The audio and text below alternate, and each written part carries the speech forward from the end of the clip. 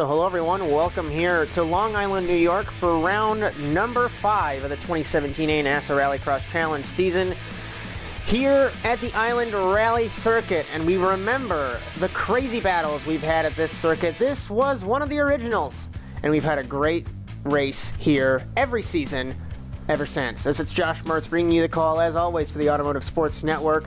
We've got 9 cars here today. Once again, Dylan Smith unable to compete, but the regulars all season are here, along with newcomer Victor Valley. So 9 cars, and like last week, 4-lap quarterfinals, 3-lap semifinals, 2-lap LCQ, and a 6-lap final. This track does not have a joker, so we can jump right into it. We're going to have 5 cars in this quarterfinal. It's Hagenstein, Lester, Erdman, Johnson, and Livingood. Getting ready for 4 laps here in Long Island. Green flag, off the line. Hagenstein gets the jump, side by side with his teammate nearly. Johnson's off the track, under the bridge, down into turn number 1. It's going to be Tristan Hagenstein leading Erdman side by side. Was Lester with Livingood over the jump for the first time. Way out wide is Johnson in the 527 along with Lester. That's the order. It's MRT versus Zach Johnson, Dylan Livingood, and Casey Lester. Hagenstein to the inside of his teammate. Can he take the fight to him? They make contact and send the championship leader off the track in the quarterfinal. Remember, Erdman now holds the red plate because of his teammates' misfortunes last week. Hagenstein leads us down the hill where Livingood and Tanner Smith came together a couple seasons ago, right about here. And they evened out, right there actually, they evened out that jump a smidge. And we remember when Hagenstein, I believe, rolled it the first season going up the hill, as this track was widened back in 2015B, and here in 17A, sorry, a couple seasons ago. Up the hill, down to the final corner where Mertz and Livingood in 2013C had a great battle. So much history at this Long Island circuit. And it's going to be Hagenstein v. Livingood. As Hagenstein, little squirrely there, on the landing, along with Livingood, and to lap 1. And this track, we remember Hagenstein's first victory last season was at Riverside. Obviously not the same layout, but it's the same endurance track as Livingood into the forest in car number 21. And I think we can give Hagenstein the quarterfinal win, as it looks like Erdman off the track as well. So remember, with these faster cars and the 6-speed gearboxes, this is the first time that we've had a very long and winding circuit. So I think we might be having some issues here getting used to the cars. And remember, there's no asphalt here, so the cars are all set up for dirt. There is no asphalt at this track. But Tristan Hagenstein, the maestro of endurance races in the last couple of seasons, he got his first win at Riverside against his teammates last season. And you know, he has always excelled at the longer flowing road course tracks. He's never really had any luck at what they call the Mickey Mouse tracks, if you're a fan of Formula One. The Mickey Mouse tracks where it's tight and winding and slow, but the long corners and long straightaways are Hagenstein's strong suit. He is all by himself coming to cross flags in Long Island. Livingood now still second, surprisingly, after Erdman went off. It's Lester in third, and Erdman has parked the car. So take Erdman out of the equation in the 1, and he will go to the semifinal. 1:28.820 was Hagenstein's last lap. That was his fastest lap. He is the fastest man on the circuit. Livingood a 1:36.8, obviously, since he decided to become a lumberjack. And Lester a 1:36.3, and Johnson a 1:42. So everybody went off in some capacity except for Tristan Hagenstein. So we can leave the Dutchman all by himself, as his teammate doesn't even have a registered lap time, as it looks like he might have went off again. We don't really know where unfortunately, but we do know that car number 1 is out of the quarterfinal. The next couple weeks of this season, and I know we just started today's show, but the next couple weeks are going to be fantastic, as this is a long-time favorite for the drivers. We go next week to St. Eustache. We really don't have to go there. Just give Josh Mertz the trophy. Then we go over to Colorado. We go to Lakewood at the Proving Ground South course, and then down to Canyon City, down I-25, to the Negus circuit, white flag for Hagenstein in the quarterfinal. And all 3 of those upcoming tracks are going to be great. Then we make the run to Suzuka, Japan, which is going to be interesting. First time to Japan is Hagenstein off the road, so nobody gets away with a clean race in the quarterfinal. As I think that jump was reprofiled before the race. I saw the track crew out there. They were reprofiling that jump, and I think the ramp is wrong to where they bounce the rear tires on the dirt. So we'll have to see what happens in the upcoming races. But back to that, it's the first journey to Asia for the NASA RallyCross Challenge. We go to Suzuka. I believe we're running the East course.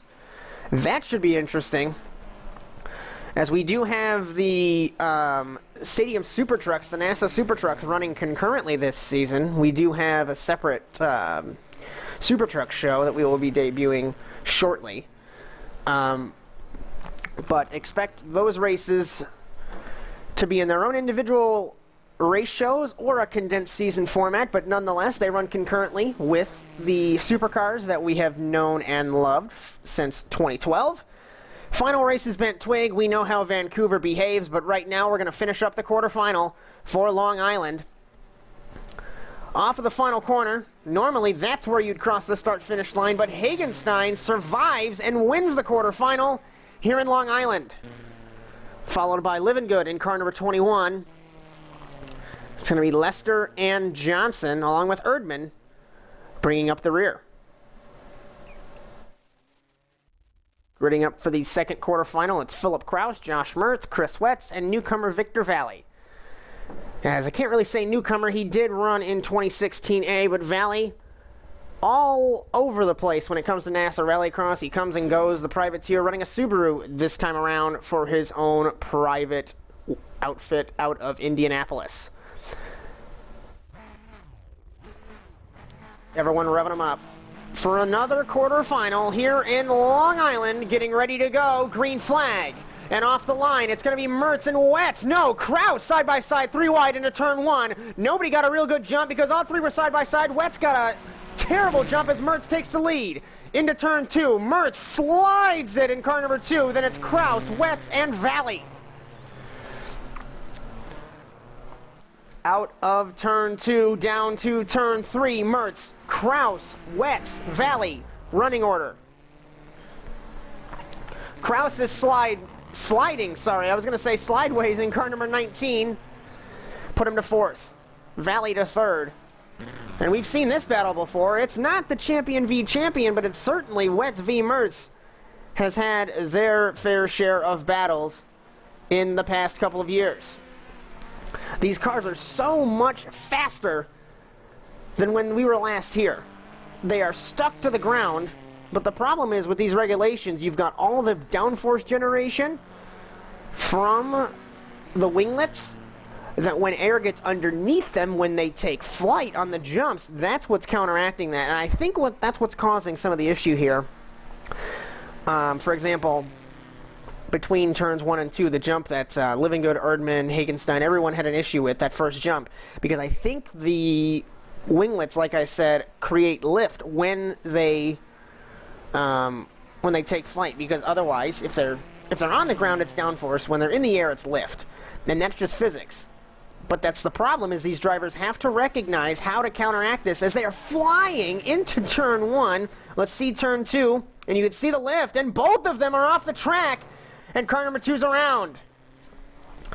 He was able to loop it, but put him back to 4th.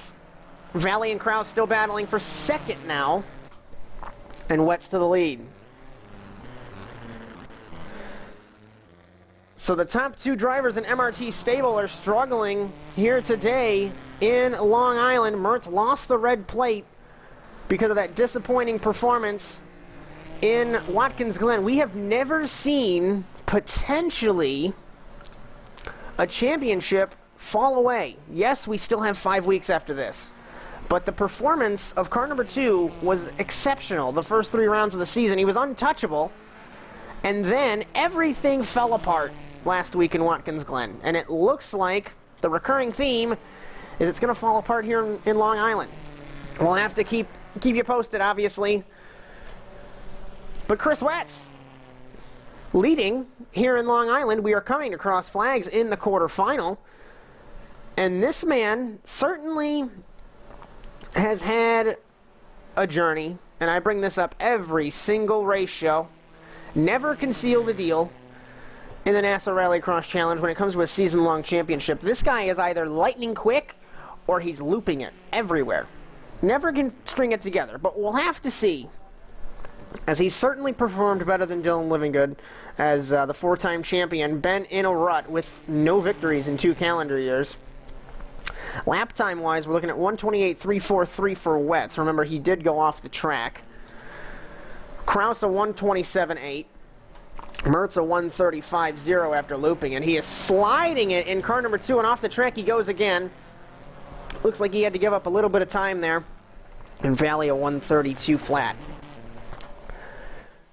So Wetz, halfway through the 3rd lap, is still leading, and everybody, these cars are all over the track, more so than usual. And I'm not going to bring up the regulation change again, but just on this track itself, they are being pushed to their limits.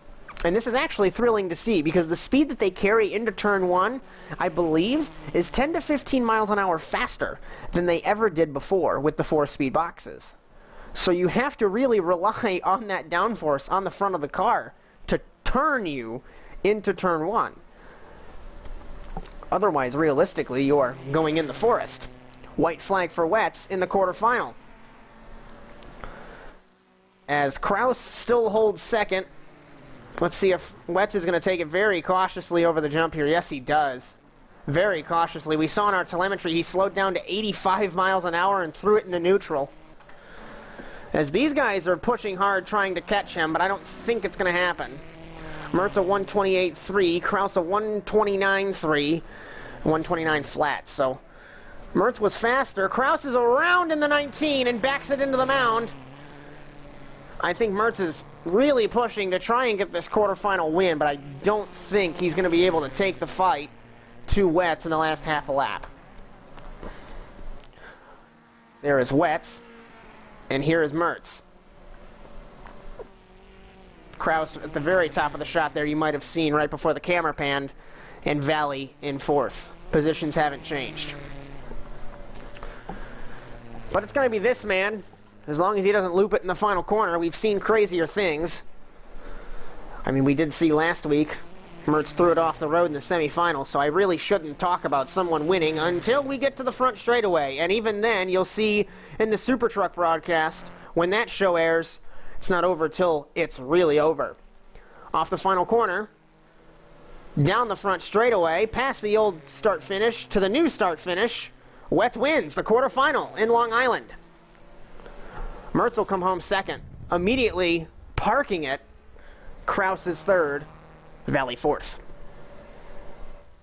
So this is when we're going to get the first sense of urgency, because there's only 3 laps in this race. Kraus, Erdman, Livingood, Johnson. Once again, only 1 car transfers. 3 laps. Getting ready to go in Long Island. Green flag.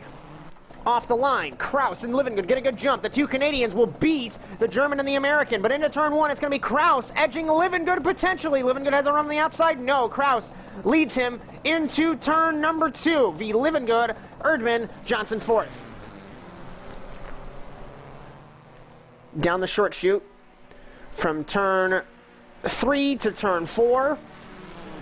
Kraus will hold the lead. Off the road goes Livingood. Passing him was Erdman for second.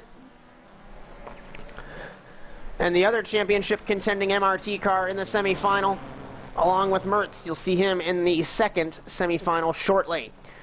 Over the jump, up the hill, and now cresting and down the hill. It's going to be Philip Kraus leading still.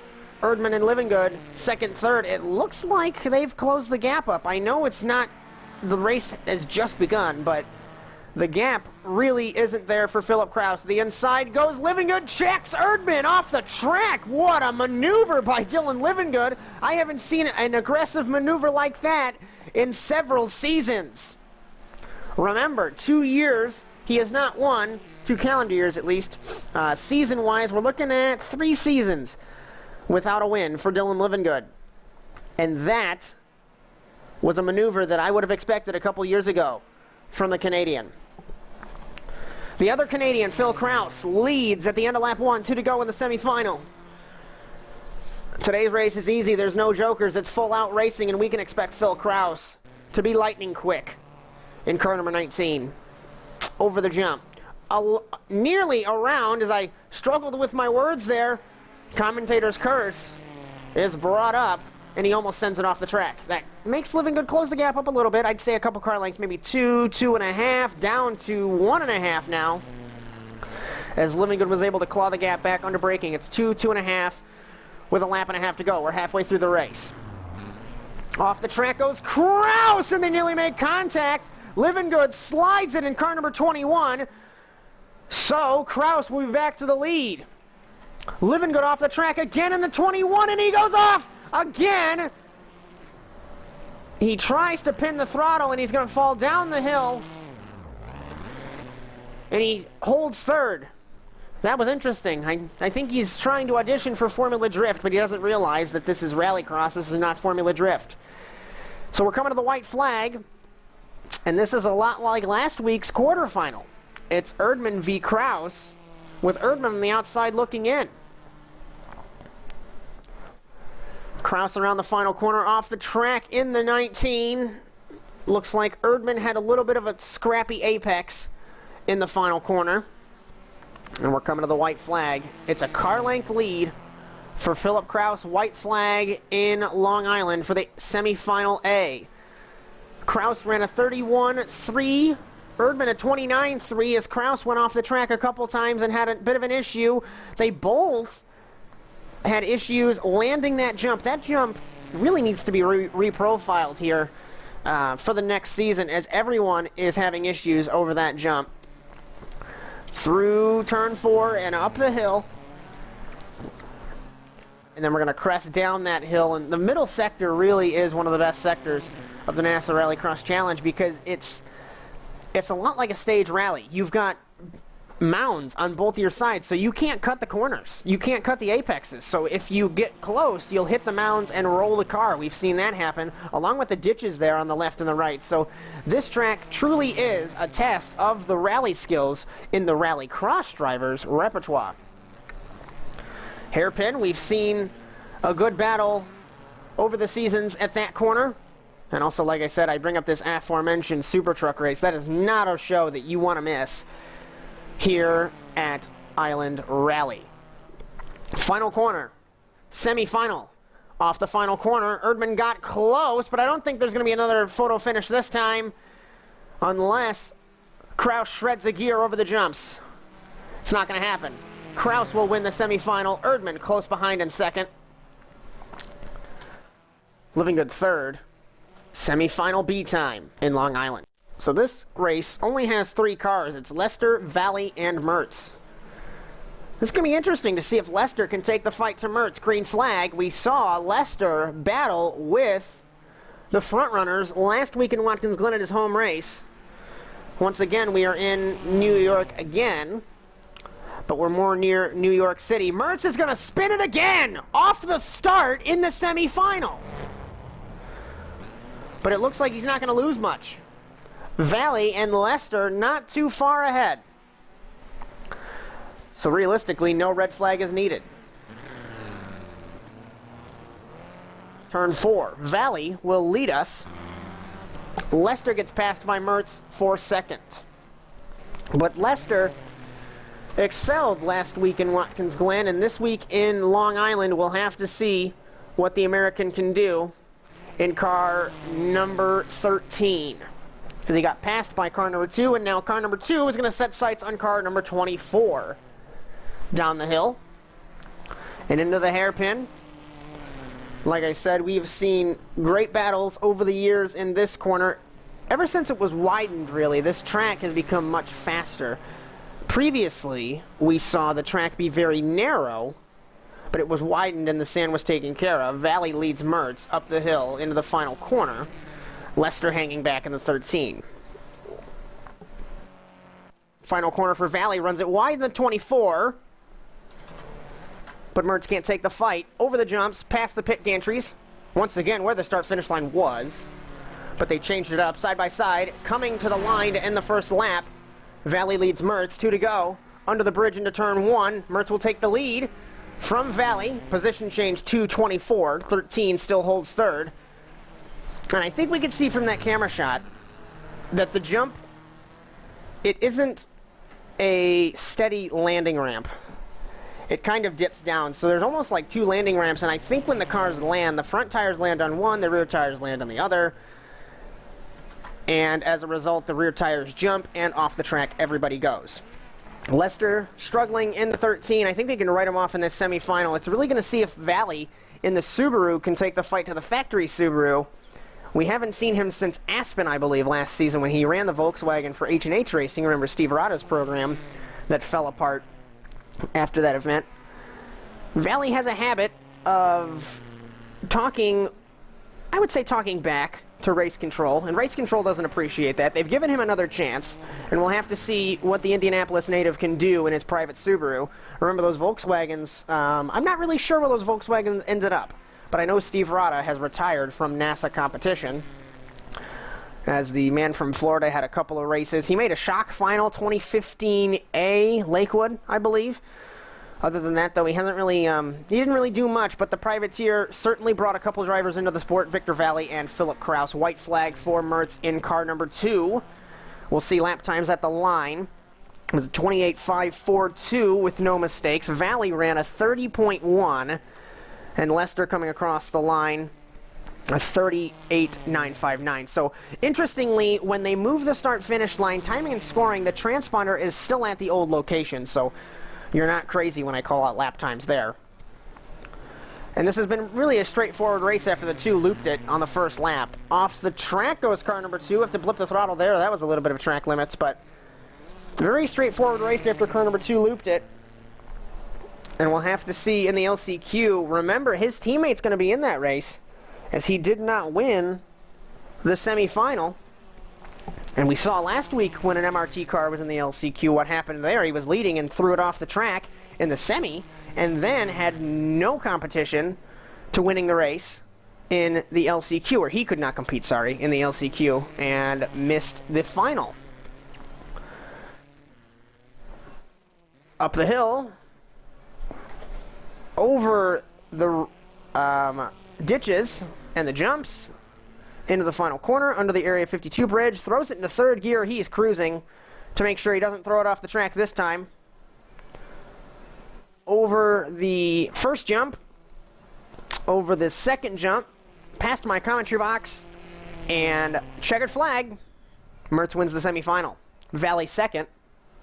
Lester will come home third. LCQ time in Long Island. Let's see if Erdman can make it through. Erdman, Johnson, Lester, Livingood, Valley. One of these fast guys has to go home. And the LCQ has been action-packed all season, getting ready to go. Only 2 laps in Long Island. Green flag, off the line. Erdman struggles in the 1, putting the traction down. I think it's going to be Johnson v. Livingood into turn 1. Around is Livingood. Around is Johnson. Everyone wads it up. Red flag in Long Island. Wow. That, if that wasn't a red flag, that would have caused massive controversy. Erdman would have loved it. Valley would have loved it. Everybody else wouldn't have loved it. While we're regridding, let's take a look and see what just happened. So it looks like off the line you saw Erdman get loose under acceleration And Johnson just forgot to turn in car number 527. So that sends him off the road. Livingood pinned the brakes to try and save it. Lester had nowhere to go, and Valley was stuck as well. So I don't really know what Zach Johnson was thinking, but it does require to turn the steering wheel when you're racing a car, when there's a turn. Back to the grid. Johnson is gridded up one row behind everybody else. Restart number 1, green flag off the line. Livingood gets a huge jump in car number 51. Lester looks like he had an issue under acceleration again, just like Erdman did. And now, much cleaner start this time. Johnson third, Erdman second, Livingood leading. Fourth is Valley. Fifth is Lester. Remember, 2 transfer with 2 laps. But this race is going to be interesting because there's no jokers in a true endurance race like this. So you have to make sure that you get a jump or you're faster than everybody else. Johnson struggling in the 527. Remember, it is Valley now v. Johnson for the privateer win. And essentially, if we consider that these two potentially will make the show, this is the battle for the privateer win. As Livingood and Erdman, all they have to do is hold the gap. Like I said, there's no joker, so there's no strategy that you have to consider. You just have to make sure you have a gap and that you're faster than everybody else. But that is a whole nother issue in itself. Livingood leads, followed by Erdman. Valley third. And Johnson, I saw in the corner of my shot, literally jumped the grass in the hairpin. Erdman slides it out of the final corner, over the first start-finish line jump, over the second start-finish line jump, past timing and scoring, and past start-finish. White flag. 1 lap to go. Cross flags, white flag. They threw like 3 flags at the starter box for Dylan Livingood. Looks like everyone has figured out that jump now. You really have to take it straight, otherwise you're going to be flying off the track. And I think Valley, this lap time really is skewed because it considered the restart as part of the lap, 2:15.366 to a 2:39.2. Like I said, you can't really count the lap time, but Livingood and Erdman are battling for the LCQ win. Remember, this is one better gate choice for championship leader Erdman if he can take the fight to Livingood. Over the jump, Livingood holds the lead, but there is no distance between these two. But they should really be careful because if they mess this up, they will miss the final. Valley is right there, along with Johnson and Lester. Hairpin. Livingood holds it. Erdman's going to have one chance if he wants to get this better gate pick. So we'll have to see the run up the hill into the final corner. Over the ditches, through the ditches, over the jump, up to the final corner, underneath the bridge. Let's see what will happen here in Long Island. Livingood looks like he apexes poorly. Erdman had the fight, and he took it. Coming to the checkered flag, Erdman will go to the outside. Will we see another photo finish here in Long Island? At the line! Contact between them! I'm not sure. I think it was Livingood. I think it was Livingood.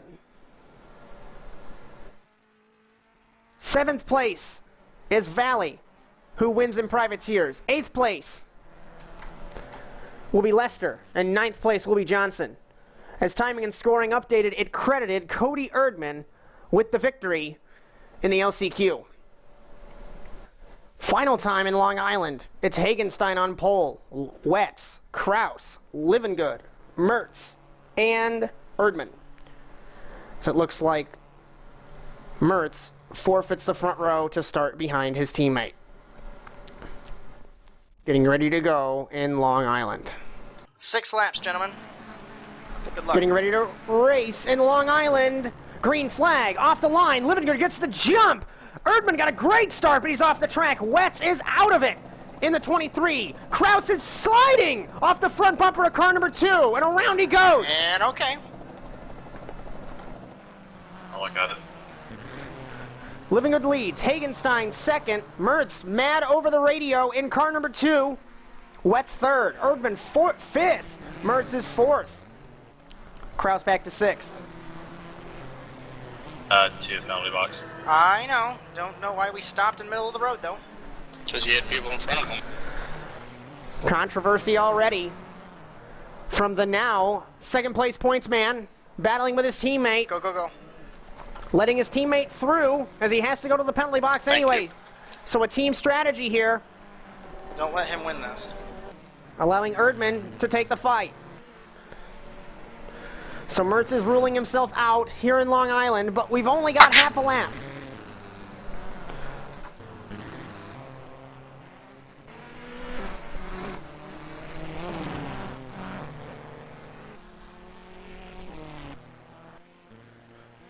Living Good leads us into the final corner. Off of the final corner and down the front straightaway. It's Revolution Racing 1-2, and that's something we have not said in a while. Penalty box goes the 2 car. Put him back to 6th. Living Good leads, Wets, then Erdman, Hagenstein, End of 121 leads. Kraus, and Mertz back in 6th. That was so bad. Once again, Hagenstein complaining about the jumps this week. And Revolution Racing holds this lead. This is fascinating for the Colorado squad because they have been terrible compared to the MRT squad for a couple seasons now. I'm not sure if it's car development or the drivers just having bad luck, but really these guys have not had the run that MRT had. Erdman creating his own line out of turn 4 there. Track limits for the 1. I'm not sure if race control is going to call that. Off the track is Mertz again.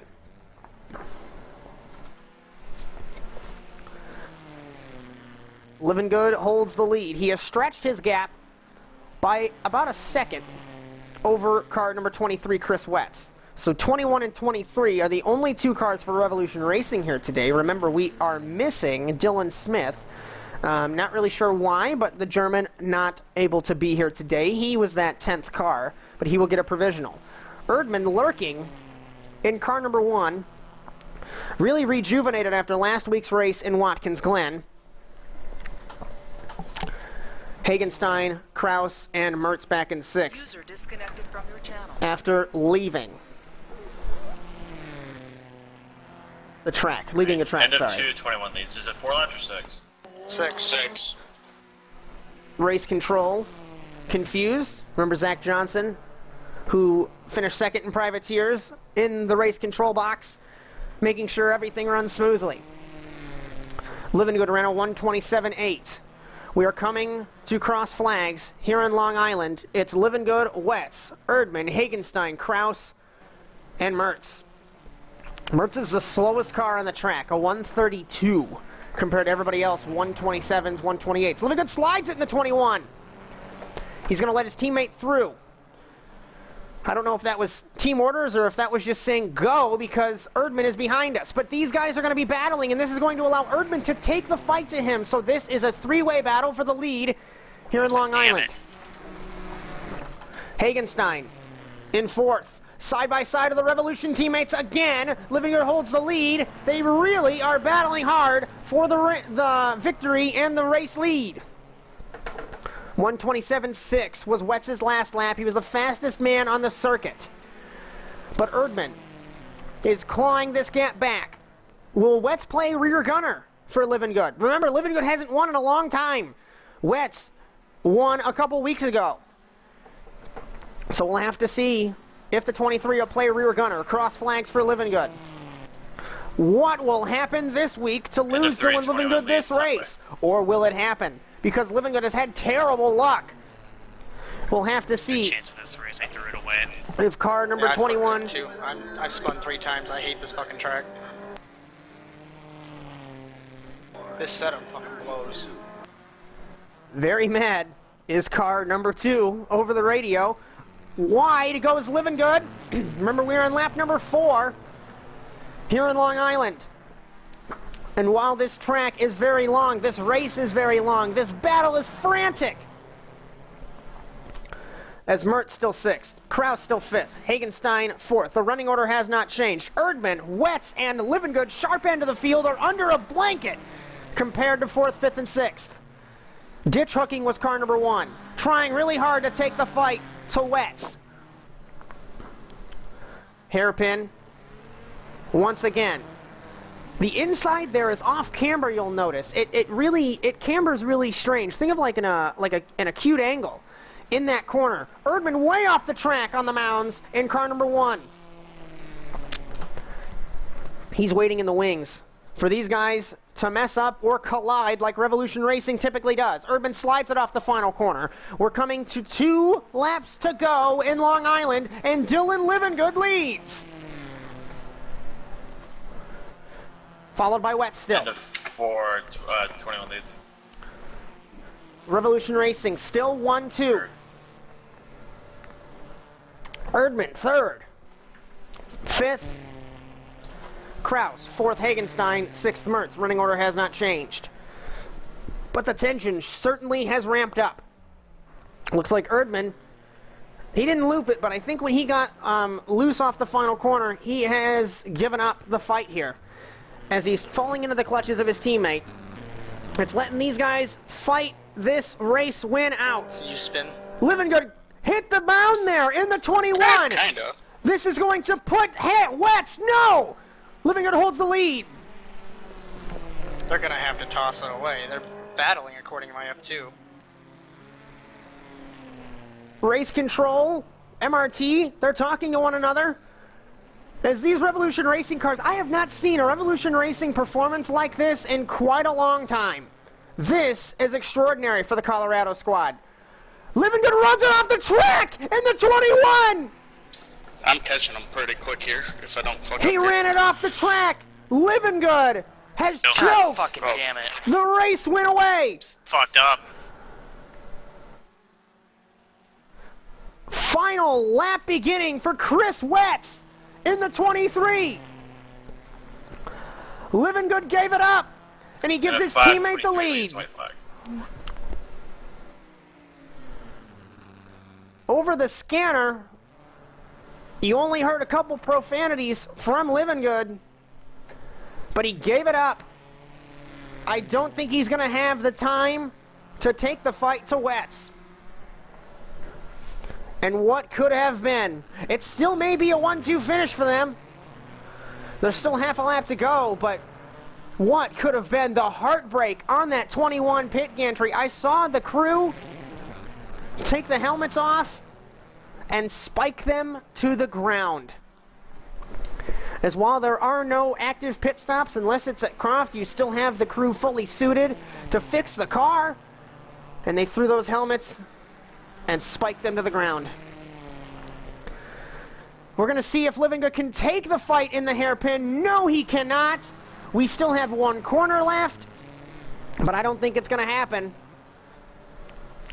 Off of the hairpin and up the hill, Livengood does it again! Fuck! And the 1-2 finish for Revolution Racing is gone. And he did the same thing he did last lap. That doesn't matter, though. Off the final corner and down the front straightaway, Chris Watts is the beneficiary for this, as he wins in Long Island and makes it 2 races this year Checkered for flag, Revolution 23 Racing. wins. 1 is second.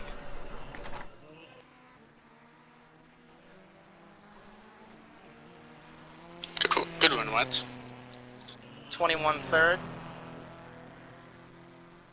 That's Fourth. a second warning to the 21. Hagenstein, 5th, 3, 19, and 2. as the 2. Hey, I know that was hard racing there. 19. Don't blame me for what just happened. So that gives Watts win number 12 here in NASA Rallycross. Still 4th all time. Remember, Livengood and Erdman swapped spots last week in Long Island. Going to Canada next week, St. Eustache. Like I said, just give Josh Mertz the trophy. But if we really have to race, Erdman's going to have a 3-point lead and holding the red plate. Going up to Canada in 1 week's time. Can Livengood redeem himself? That is the main story, as what a race for Revolution Racing, but what heartbreak for car number 21. We hope you enjoyed today's broadcast here on the Automotive Sports Network. We hope to see you next week from St. Eustache, Canada. But until then, so long, everyone.